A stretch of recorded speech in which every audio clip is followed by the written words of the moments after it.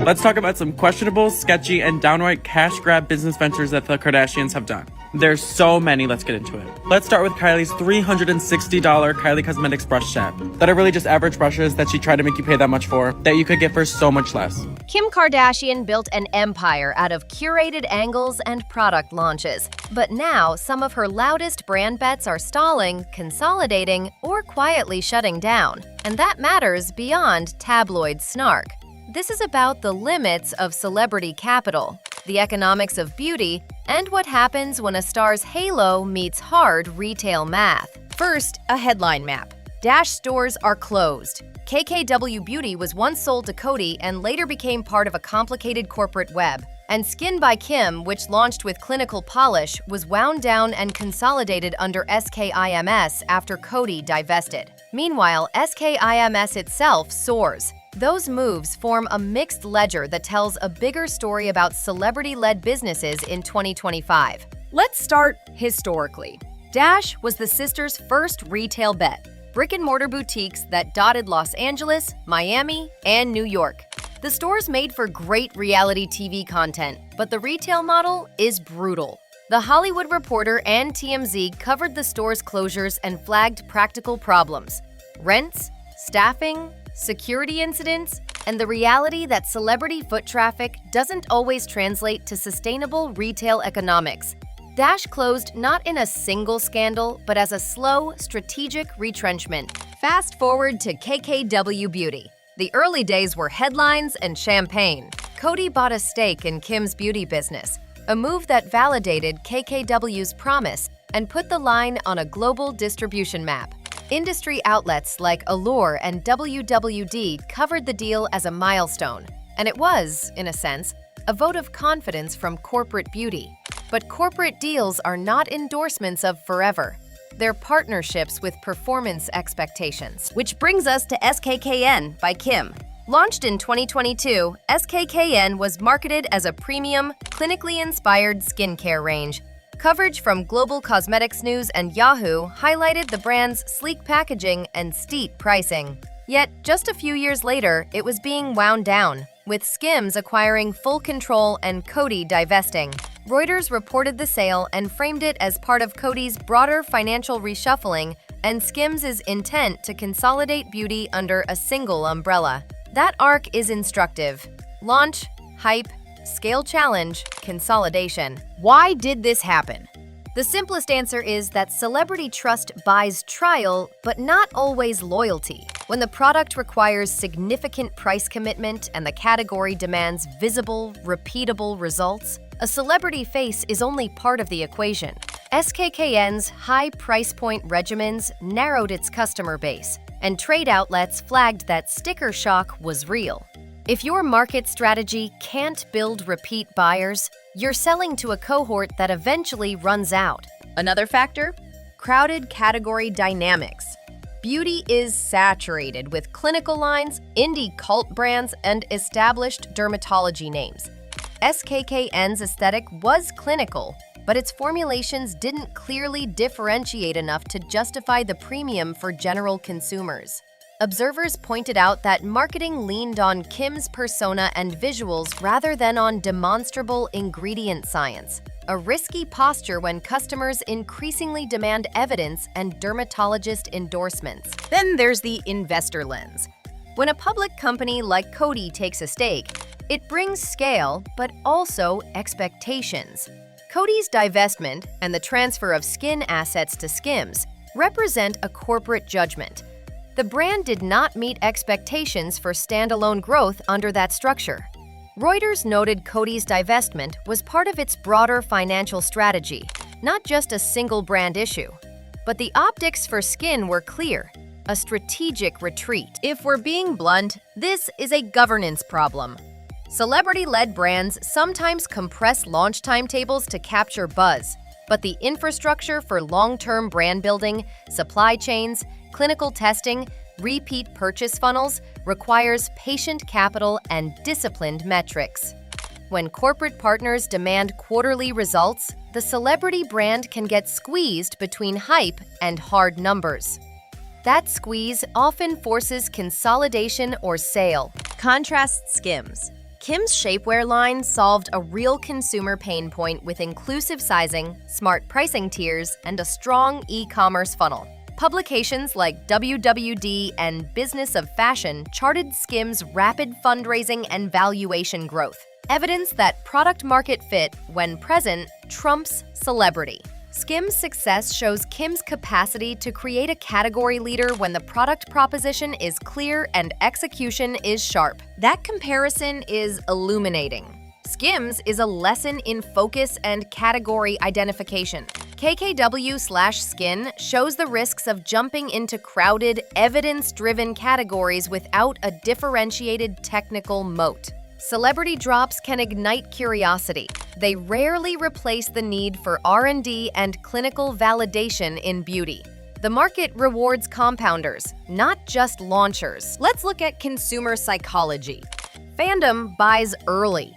Fans snap up launches for the social capital of owning the new drop. But beyond that initial cohort, mass market adoption requires steady evidence of efficacy. Rare Beauty and Fenty are instructive counterpoints. Both have achieved sustained success by pairing strong product narratives with broad inclusivity and consistent innovation. Rare Beauty's growth is well documented, and Fenty has been a category-changing force. Those brands leverage celebrity, but backed it with product credibility. That's the real sting in SKKN's story. When a celebrity brand doesn't transition from novelty to necessity, it becomes an archival footnote rather than a legacy. Brands like Rare Beauty and Fenty scaled because they hit both cultural and technical notes. Inclusive shade ranges, viral hero SKUs, and consistent retail presence. Kim's beauty effort didn't find that same traction, despite lavish marketing and celebrity pull. Now, let's get critical about PR framing. The official narratives tend to present consolidation as a strategy, unify under SKIMS, streamline channels, etc. Retail Dive and Coty's own press release used those exact terms. But there's spin in every corporate narrative. Consolidation can be smart, but it can also paper over unmet product market fit. Smart PR shouldn't be a substitute for honest admissions about missteps. We should also parse the investor calculus. Coty took a hit in this process. Industry reports hinted at losses and write-downs when the strategic expectations didn't pan out.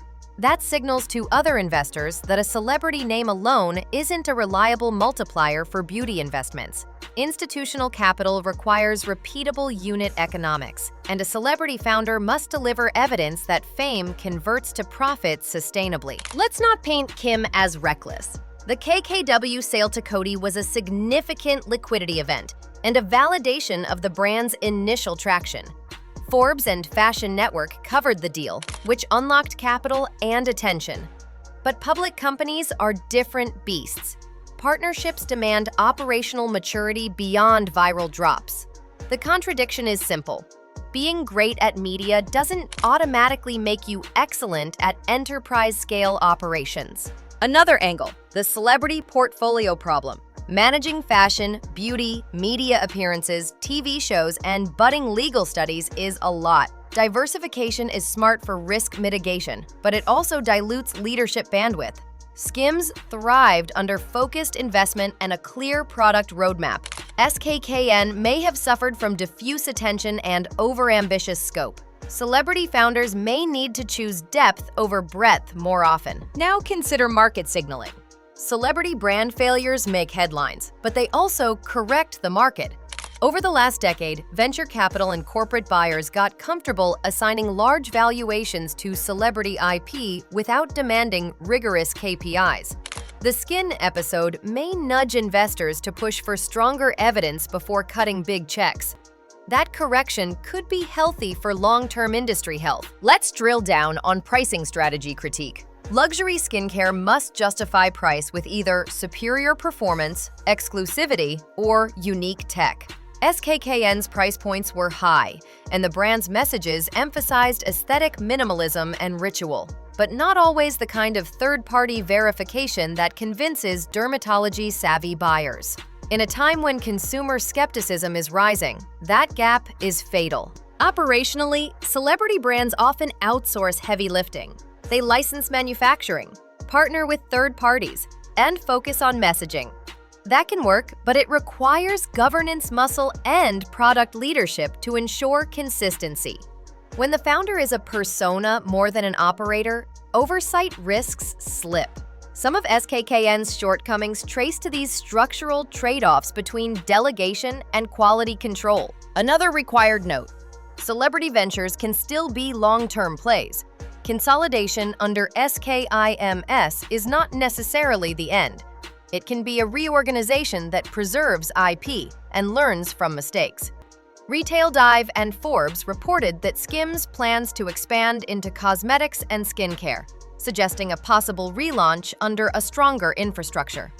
The jury is out, but a smarter, evidence-first reboot could succeed. Compare Kim's situation with peers. Rare Beauty and Fenty both show that celebrity founders can build enduring brands, but they did so with coherent product narratives and operational partnerships that emphasized category credibility. Rare Beauty's growth into a billion-dollar valuation underscores that celebrity cachet plus product leadership equals longevity.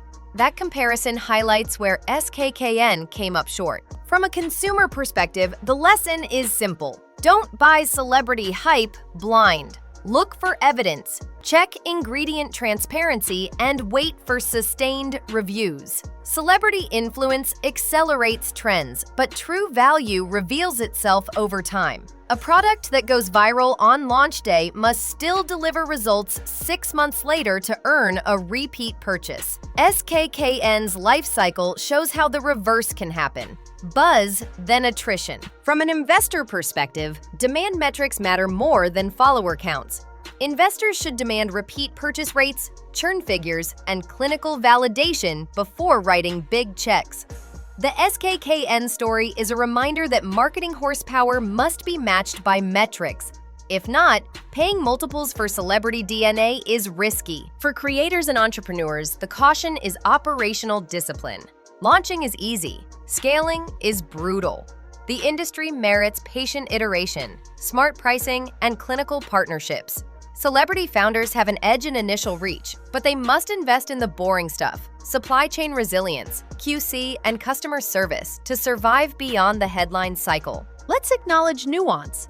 Many celebrity ventures find new life in consolidation or pivot.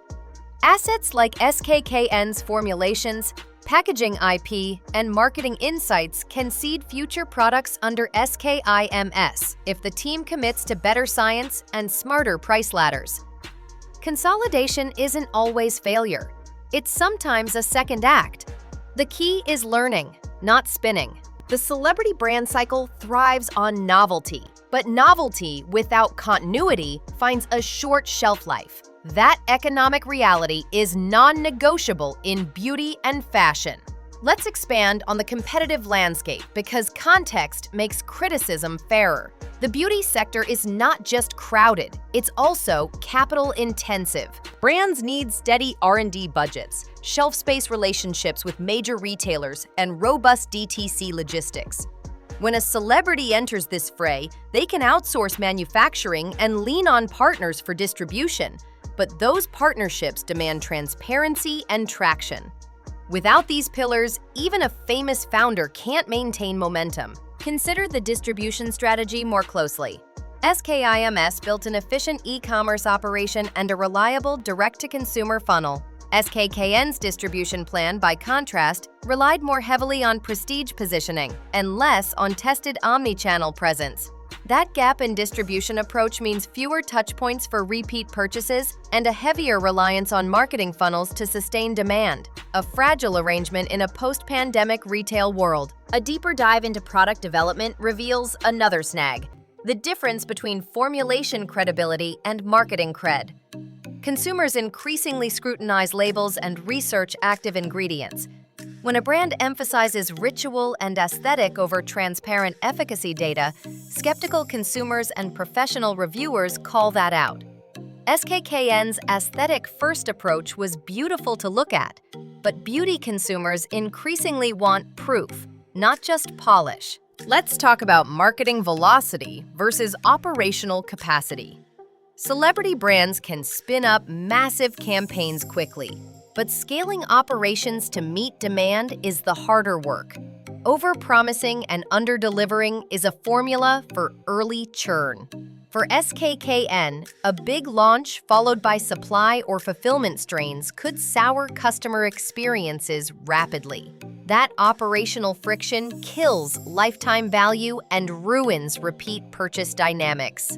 Another angle is competitive benchmarking. When comparing SKKN to top-tier indie skincare brands, a few tactical differences emerge. Better sample programs, clinician endorsements, and community-driven feedback loops. Indie brands often iterate based on user data and grassroots reviews, whereas celebrity brands sometimes move from campaign to campaign without deep iterative cycles. That iterative discipline is undervalued in headline narratives but crucial in product success. We should also scrutinize pricing psychology. Premium pricing works when scarcity, prestige, or demonstrable superiority exists. SKKN priced itself in the premium tier but had a marketing narrative mostly about ritual and design. That mismatch between pricing signals and supporting evidence disorients consumers. A premium skincare line needs not only luxury cues but also clinical cred and tangible results. Without both, high prices look like a branding tax, not a justified premium. Let's look at talent and team composition. Celebrity ventures sometimes assemble marketing-first teams heavy on creative talent, but light on clinical scientific expertise. For a skincare brand, that imbalance can result in product claims that are more aspirational than evidence-backed. Investors and consumers notice that difference quickly, especially when competitors publish peer-reviewed data or dermatologist partnerships. A robust team with scientific leadership changes the conversation. Another factor is sustainability and supply ethics. Modern consumers care about packaging, refillability, and ingredient sourcing. Brands that integrate circular practices or demonstrable sustainable sourcing create emotional and ethical hooks that justify longer-term loyalty. If a celebrity brand overlooks those trends in favor of glossy design, it may lose a critical segment of consumers who care deeply about sustainability as part of value. Let's talk about legacy risk. Celebrity founders carry reputational baggage. Every product misstep becomes personal news. For Kim, the risk is that repeated restructurings erode brand trust across her portfolio. If customers start viewing the name as a marketing stamp rather than a guarantee of quality, the long-term value of the personal brand diminishes. That's why consolidation strategies must be paired with substantive product changes, not just PR relaunches. A consumer retention playbook would emphasize lower-risk entry points, sample kits, travel sizes, and subscription models that reduce the barrier to trial. Celebrity brands that fail to offer these scaled entry points risk alienating price-sensitive buyers. SKKN's premium-first strategy bypassed many of these hooks, reducing the number of repeat customers who would build lifetime value. Smart architecture includes a path from sampling to full-price loyalty. Let's be humane for a moment. Entrepreneurship is iterative. Not every venture survives the first cycle. The important thing is learning. If Skims absorbs skin assets and uses the learnings to build a more credible, evidence-backed beauty arm, the failure transforms into an investment in intelligence. But if the consolidation is PR only, it will be a missed opportunity to improve consumer outcomes. The choice is executional, not merely rhetorical. Celebrity brands are not the enemy. They introduce consumers to categories and can drive innovation by bringing capital and attention. The problem arises when hype obscures fundamentals. The SKKN story is valuable because it highlights the necessary marriage of media and metrics. When that marriage happens, celebrity firms can build enduring companies. When it doesn't, headlines die before loyalty does. In short, celebrity cachet is powerful, but not omnipotent. When paired with rigorous product work, it can create legends. And when paired with haste, it creates cautionary tales. Learn from both outcomes before betting on fame as a business plan. The market rewards substance over spectacle. Remember that and invest wisely. Today. In the end, Kim Kardashian's portfolio is a lesson in selective scalability. Skims proves she can build a category winner. Skin and Dash remind us that not every star-powered idea will survive market gravity. If Kim's teams pivot thoughtfully, prioritize science, adjust pricing, and let product speak, a comeback is plausible. But celebrity cachet cannot substitute for product-market fit. If you liked this deep dive, subscribe, like, and drop your hot take. Was Skin doomed by the price tag, or can consolidation under Skims fix what went wrong? Which celebrity brand collapse taught you the most? Tell me in the comments and let's debate it. And don't forget to subscribe to my channel.